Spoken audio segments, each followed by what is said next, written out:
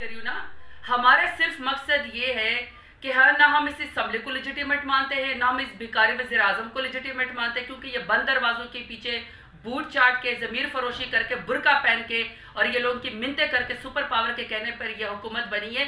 यह अवाम को या पाकिस्तान के मुस्तकबिल की ज़ामिन नहीं है। इसीलिए पाकिस्तान के फंडामेंटल राइट्स की धज्जियाँ उड़ाई जा रही है। हमारे एक ही तकाजा है, आईनी है, कानूनी है, पाकिस्तान के मुताबिक 22 करोड़ अवाम का फैसला है कि आप जनरल इलेक्शन करवाए। वहां इन्होंने पिक एंड चूज किया, कभी ड्रामा किया कि आप अपने हाथ से इस्तीफा लिखें, कभी कहा गया कि आप स्पीकर के सामने आके पेश हों, वहां ऐसा नहीं हुआ। पहले इन्होंने अपना 9 हलकों के ऊपर पिक एंड चूज किया। हम सिर्फ ये कह रहे हैं मुदस्सर कि जो 127 हमारे MNAs हैं उन सबके इकट्ठे इस्तीफे कबूल करें, मुल्क का मजाक मत उड़ाएं। 2 असम्बलियां हम डिसॉल्व कर चुके हैं, आप मुल्क के अंदर जनरल इलेक्शन कराएं ताकि जो अवाम की ताकत से हुकूमत आए, बंद दरवाजों के पीछे ना आए।